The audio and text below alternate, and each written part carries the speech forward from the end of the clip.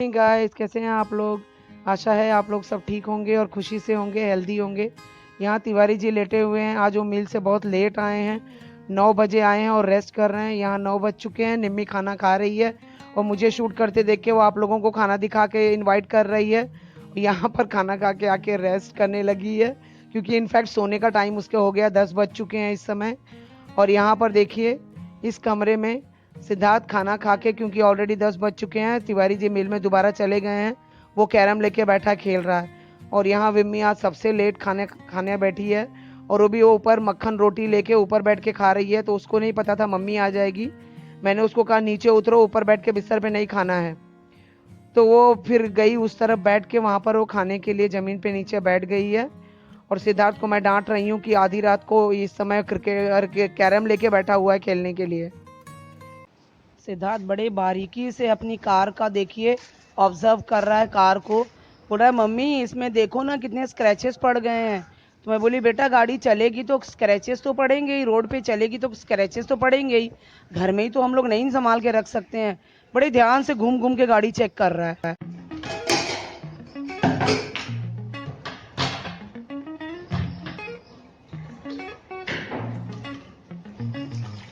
Friends, मेरी दाल आज बन चुकी है। सबसे पहले सवेरे मैं दाल ही बनाती हूँ। दाल बन चुकी है। अब सब्जी बनानी है।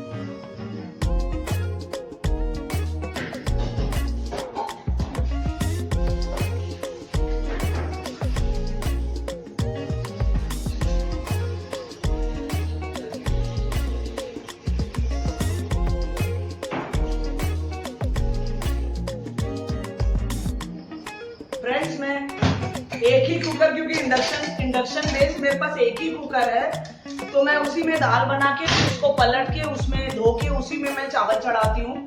वैसे तो मेरे पास 3 कुकर है नॉर्मली, मतलब एक 10 लीटर का है और 2 5-5 के हैं, लेकिन वो गैस वाले हैं, वो इंडक्शन बेस्ड नहीं है और वो इंडक्शन पे चलेंगे नहीं। आप लोग के सामने मैंने इसका रिव्यू भी दिखाया था, इसको मतलब शो ओपन भी किया था कि मैंने इंडक्शन बेस्ड कुकर मंगवाया है।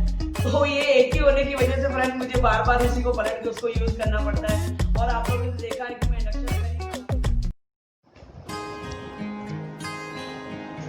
यहाँ देखिए विम्मी नाश्ते की रोटी बना रही है। काफी फूली बढ़िया बढ़िया रोटियां बना रही है। तो विम्मी रोटी बहुत अच्छे से बनाती है, काफी मतलब डेडिकेटेड होके बनाती है।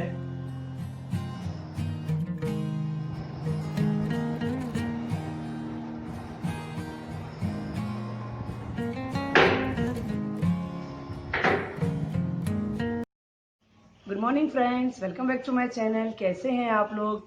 आशा करती हूँ कि आप लोग बहुत ही अच्छे और हेल्दी होंगे। अभी मैं काफ़ी देर बाद फ्रेंड आप लोगों से बात कर रही हूँ। काफ़ी काम निपट चुके हैं। मैंने कहा चलिए फ्रेंड से बात भी कर ली जाए। और वैसे भी मैं बहुत परेशान हूँ। अब आप बोलेंगे मैं परेशान क्यों। मैं इसलिए आपसे लेट बात करी क्योंकि मैं अपनी सासू माँ को फ़ोन लगा रही थी। काफ़ी देर फ़ोन लगाई, उन्होंने फ़ोन नहीं उठाया। हो सकता है मॉर्निंग टाइम है, वो बिजी हो गाँव में। तो मैं परेशान हो गई कि वैसे मैंने कल रात उनसे बात की थी। मम्मी कुछ नाराज चल रही हैं, वो नाराज है मुझसे। अब पूछेंगे मुझसे आपसे नाराज क्यों। मुझसे इसलिए नाराज है क्योंकि मैं जब से यूट्यूब पे मैं वीडियो डालने लगी हूँ फ्रेंड, मुझे टाइम ही नहीं मिलता कि मैं उनको कॉल करके, और जब हम बातें करते हैं हम सास बहू की कम से कम आधे पौने घंटे तक तो बातें होती है। तो मुझे इतना टाइम, मतलब मैं सोचती हूँ कि जब मैं मम्मी को फोन करूँ तो उतना टाइम मिले तब मैं उनसे बात करूँ, और मुझे फ्रेंड टाइम ही नहीं मिलता। वीडियो सारा दिन दोनों टाइम वीडियो अगर शूट करती हूँ तो फिर इवनिंग का जब शूट करती हूँ तो मैं रात में 12-1 बजे तक उसे मैं एडिट करती हूँ। फिर मॉर्निंग का जब मैं शूट करती हूँ तो उसको मैं आफ्टरनून में 1 बजे तक या 2 बजे तक उसको एडिट करती हूँ। फिर उसके बाद सब सब पूरा वीडियो तो मतलब रेडी करके फिर मैं आप लोगों के लिए मतलब अपलोड करती हूँ। मुझे बिल्कुल टाइम ही नहीं मिलता। लेकिन मम्मी नाराज होना उनका बनता है, जायज है कि भाई अगर हम बिजी होंगे तो क्या हम बात नहीं करेंगे। और हमारे यहाँ ऐसा नहीं है। हमारे यहाँ मम्मी को दोनों टाइम हम लोग कॉल करते हैं। तिवारी जी बराबर दोनों टाइम मम्मी से बात करते हैं। हाँ, मैं अपना नहीं बोलूंगी कि मैं रोज बात करती हूँ। मैं 1-2 दिन गैप देके 3 दिन पर बात करती हूँ। इस बार अभी गैप कुछ ज्यादा हो जा रहा है, इसलिए मम्मी बहुत नाराज हो गई। उन्होंने कहा कोई जरूरत नहीं उसे फोन करने की। तिवारी जी बोले कि अभी सुमन सुमन मेरा एक नाम सुमन भी है। आज मैं आप लोगों को बता दूं, क्योंकि मेरा ओरिजिनल नाम तो निर्मला ही है, लेकिन क्योंकि मेरी मम्मी का भी नाम सुमन निर्मला है, इसीलिए मतलब फैमिली में मतलब ससुराल पक्ष के लोग और ससुराल में जो भी अड़ोसी पड़ोसी हैं वो सब मुझे सुमन ही बोलते हैं। आप लोग जान लीजिए मेरा एक नाम सुमन भी है। तो मम्मी को उन्होंने कहा कि मैं जा रहा हूँ मिल में, सुमन आपसे बात कर लेगी। लेकिन उन्होंने कहा कि क्या सुमन को क्या जरूरत पड़ी बात करने की, वो तो बहुत बिजी चल रही है, उसे कहाँ टाइम है। मैं डर गई फ्रेंड्स अच्छी, क्योंकि मम्मी की नाराजगी मैं नहीं झेल सकती। मेरी मम्मी मुझसे नाराज हो ये मुझे अच्छा नहीं लगेगा। वो खुश रहती हैं, मुझे अप्रिशिएट करती है, मुझे मतलब कोऑपरेट करती रहती है, तो मुझे बहुत अच्छा लगता है। तो मैं बहुत डर गई कि मम्मी नाराज है, इसीलिए मैं उन्हें फोन लगा रही थी। मैं बोली पहले मैं मम्मी से बात करूंगी, व्यूवर्स आप लोगों से मैं बाद में बात करूंगी। लेकिन मम्मी ने फोन नहीं उठाया। वो हो सकता है मॉर्निंग टाइम में मतलब बिजी है होंगी वहां पर, फिर वो मिस कॉल देखेंगी तो श्योर वो कॉल बैक करती है मुझे। तो चलिए फ्रेंड, ये तो हुई हमारी सास बहू की बातें। और अब मॉर्निंग रूटीन में बच्चों को ब्रेकफास्ट वगैरह करा चुकी हूँ, हो गया है। अब आफ्टरनून का मतलब लंच। फ्रेंड बताइए, आप लोग मेरा वीडियो पूरा तो देखते हैं ना? देखा मैंने वॉच टाइम थोड़ा सा बढ़ा हुआ है, तो अच्छा है, मैं बहुत खुश हूँ। आप लोग अगर इतना सा रत्ती भर भी कॉपरेट करते हैं तो मुझे बहुत खुशी होती है। तो अच्छा है अगर आप लोग मुझे मतलब अगर आप लोगों ने टाइम बढ़ा दिया तो प्लीज देखिए। अच्छे अच्छे कमेंट भी आ रहे हैं, मुझे बहुत अच्छा लग रहा है। वीडियो कल का थोड़ा लेंथी था लेकिन फिर भी सबने बहुत अप्रिशिएट किया, बहुत से लोगों के कमेंट आए, मुझे बहुत अच्छा लगा। आप लोग इसी तरह से मेरा साथ देते रहिए, मुझे सपोर्ट करते रहिए। या हर यूट्यूबर को आप लोग तो सपोर्ट करते ही हैं और करना बनता ही है। आप लोगों की वजह से ही तो हम लोगों का अस्तित्व है, अदरवाइज हम कुछ भी नहीं। हम यूट्यूबर तब हैं जब अगर आप लोग हमारे साथ हैं। तो इसीलिए मेरा ही नहीं, मैं यही कहूंगी आप सब यूट्यूबर का जितने भी हैं सबका आप सपोर्ट कीजिए। आप लोग उनके देखिए, अच्छे अच्छे व्यूज लाइए और बहुत अच्छा लगता है। बहुत अच्छा लगता है अगर जल्द जैसे वीडियो अपलोड करते हैं अच्छे अच्छे व्यूज आने लगते हैं, अच्छे अच्छे कमेंट आने लगते हैं। फ्रेंड मेरा दिल तो एकदम बलियों उछलने लगता है। तो मुझे बहुत अच्छा लगा, ऐसे सबको ही अच्छा लगता होगा। तो इसी तरह से आप लोग देखते रहिए। और हाँ, ढेर सारे अच्छे अच्छे कमेंट कीजिए और मेरे चैनल को सब्सक्राइब कीजिए और लाइक करना तो बनता ही है।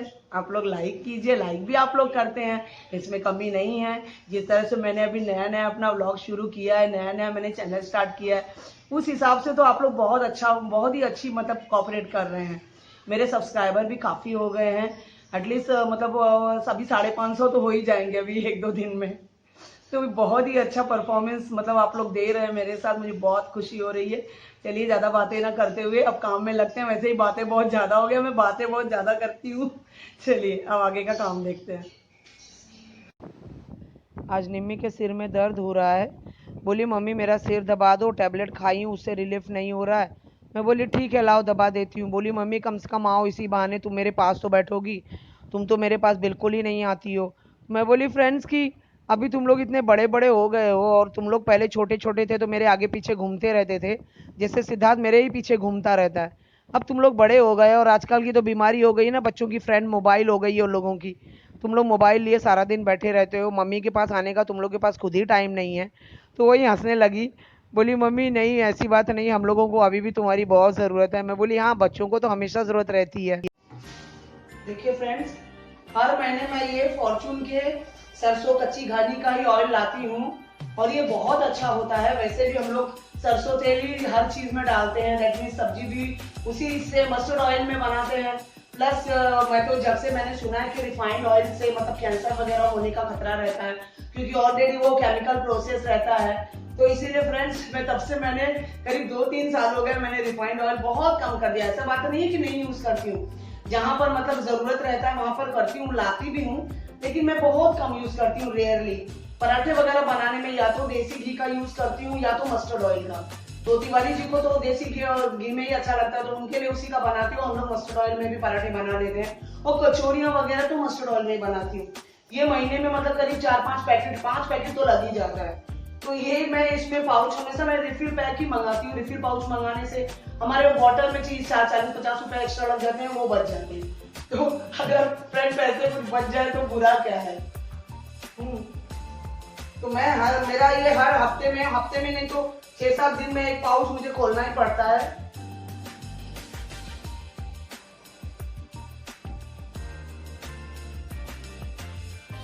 और ये बॉटल मैं फुल नहीं करती हूँ। फुल करने से फ्रेंड अगर आप बॉटल कोई भी फुल कर देंगे तो जब हम सब्जी के लिए डालेंगे तो क्योंकि फिर गिरने लगता है, तो मैं इसीलिए इतना मतलब 1 इंच तक मैं इसे छोड़ देती हूँ खाली। उसके बाद मतलब डालने में हमें बहुत आसानी होती है यूज करने में। और बाकी पाउच में है, तो मैं फ्रेंड अभी ये पाउच का यूज करूंगी। जब ये खत्म हो जाएगा तभी मैं बॉटल स्टार्ट करूंगी।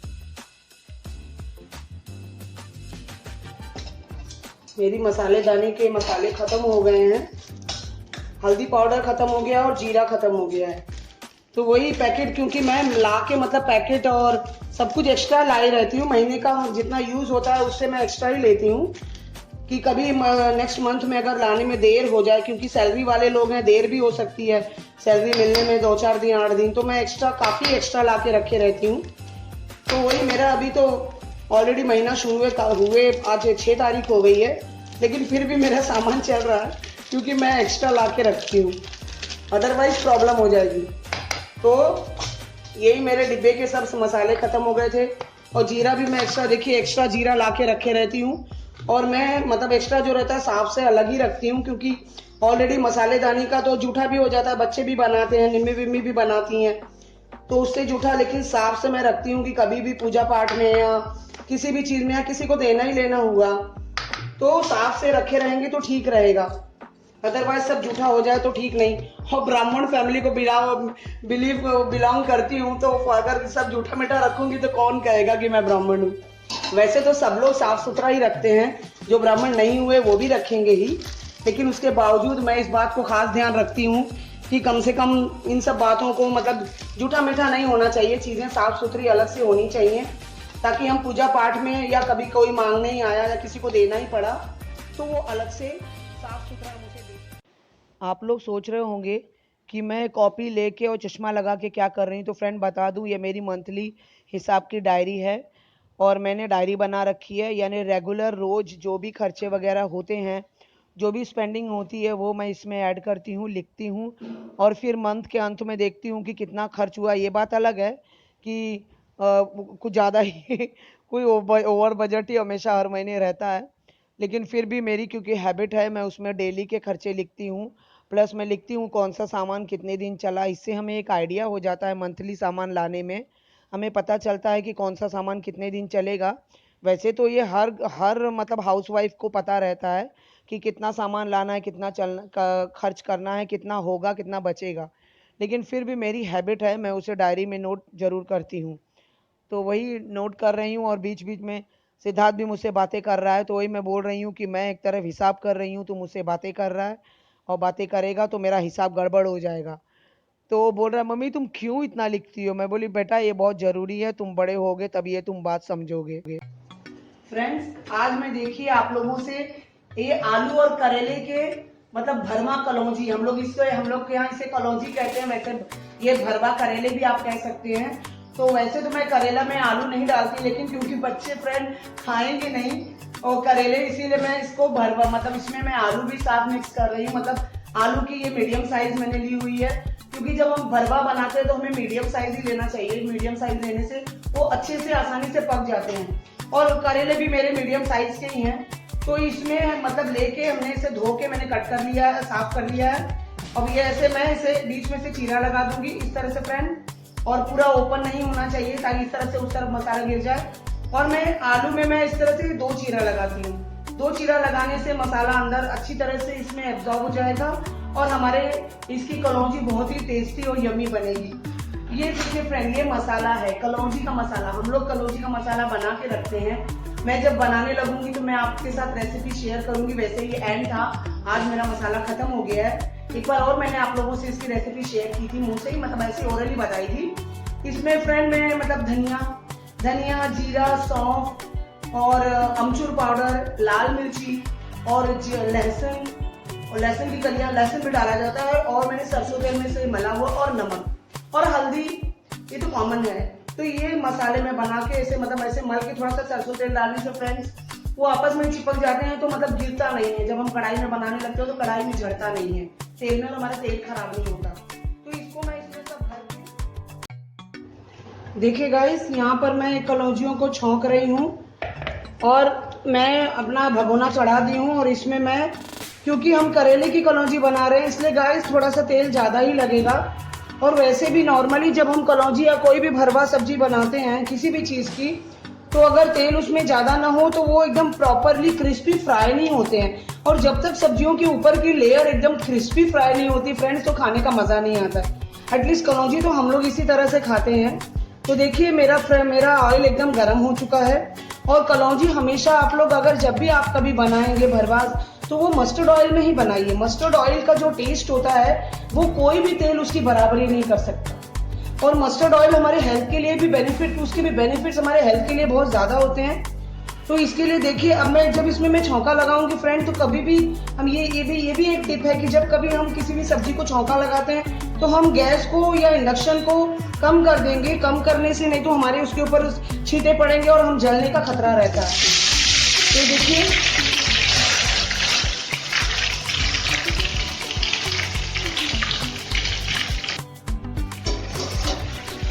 अब इसे हम एक बार पलट देंगे हमारे करेलों को। देखिए साइड से देखिए, साइड इनके थोड़े पक गए हैं। इससे ज़्यादा फ्रेंड फर्स्ट अटेम्प्ट में नहीं पकाना है, क्योंकि फर्स्ट अटेम्प्ट में ही अगर ये बहुत ज़्यादा लाल हो जाएंगे तो ये अंदर से कच्चे रह जाएंगे। इसीलिए हमें स्टार्टिंग में थोड़ा जल्दी पलटना होगा और टेम्परेचर फ्रेंड थोड़ा ज़्यादा ही रखना है। जब उसके ऊपर की कवर जो है वो ऊपर की लेयर जब क्रिस्पी हो जाएगी, तब उसके बाद हम टेम्परेचर को कम कर सकते हैं। तो अभी इसी तरह से पहले मैं करेलों को ही पकाऊंगी, क्योंकि पहले करेले ज़्यादा तेल ऑयल एब्जॉर्ब करेंगे, उसी को पकाऊंगी। अदरवाइज बाद में हमारे तेल शायद कम पड़ जाए तो ठीक से करेले हमारे पक ना पाए।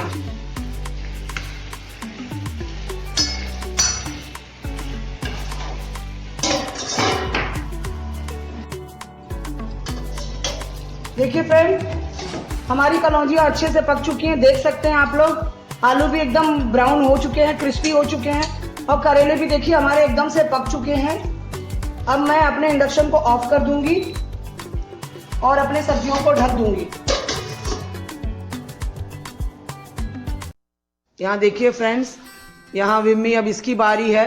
इस वॉशिंग मशीन में 3 लोग काम करते हैं, यानी सबसे पहले सिद्धार्थ इसमें पानी भरता है, उसके बाद मैं आती हूँ, मैं उसमें कपड़े डालती हूँ, सर्फ वगैरह डाल के स्टार्ट करती हूँ, और जब कपड़े धुल जाते हैं तो विम्मी आती है और फिर वो उस कपड़े निकालती है और धुलती है। यानी अब इसके धुलने का टर्न आ गया है, अब ये कपड़े निकाल रही है और धोएगी। यहाँ पर विम्मी कपड़े डाल रही है, ये इसकी डेली ड्यूटी है। कपड़े धोने के बाद धोना, मशीन से निकाल के और डालना। फिर मेरी ड्यूटी होती है दूसरे दिन कपड़े सूखने के बाद उतारना। तो मैं बोली, मैंने व्यूअर्स को कई बार बताया कि विम्मी कपड़े धोती है, लेकिन मैंने कभी शूट करके नहीं दिखाया। तो विम्मी बोली उसकी कोई ज़रूरत नहीं। मैं बोली नहीं, उन लोगों को थोड़ा सा दिखाएं तो हमारी डेली लाइफ रूटीन में क्या हो रहा है, आखिर व्लॉग हमारा यही तो है। तो सिर्फ मुंह से बोलने से नहीं होगा ना, उसको दिखाना भी पड़ेगा। मैं बोली चलो विम्मी, आज तुम्हें शूट कर देते हैं, तुम्हारा शूट करके दिखा देते हैं व्यूअर्स को। ये विम्मी का डेली वर्क है, डेली कपड़े डालती है धो के। चलिए फ्रेंड्स, अब इस ब्लॉग का यहीं पर एंड करते हैं। आशा करती हूँ कि आप लोगों को आज का ब्लॉग भी बहुत पसंद आएगा और आप लोग बहुत ही अच्छे प्यारे प्यारे कमेंट करेंगे। तो फ्रेंड, और मेरे लिए आप लोग प्रे कीजिए कि जल्द से जल्द मेरा टारगेट कंप्लीट हो जाए। और लेकिन वो बिना आप लोगों के सपोर्ट के नहीं होगा। और मेरे चैनल को जो भी वॉच करेगा प्लीज़ प्लीज़ प्लीज़, जो भी वॉच करेगा उसको सब्सक्राइब वो जरूर से करेगा। I request, very hearty request, subscribe कीजिए और बेल आइकन को जरूर प्रेस करना है।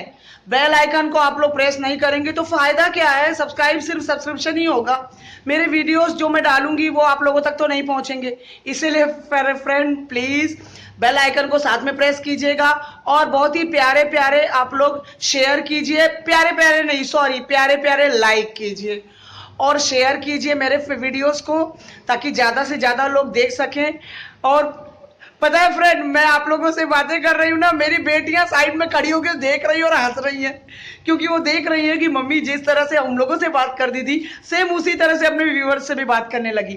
तो कोई बात नहीं, जैसी मैं हूँ डेफिनेटली मैं कब तक बनावटीपन दिखाऊंगी, फॉर्मल बनी रहूंगी।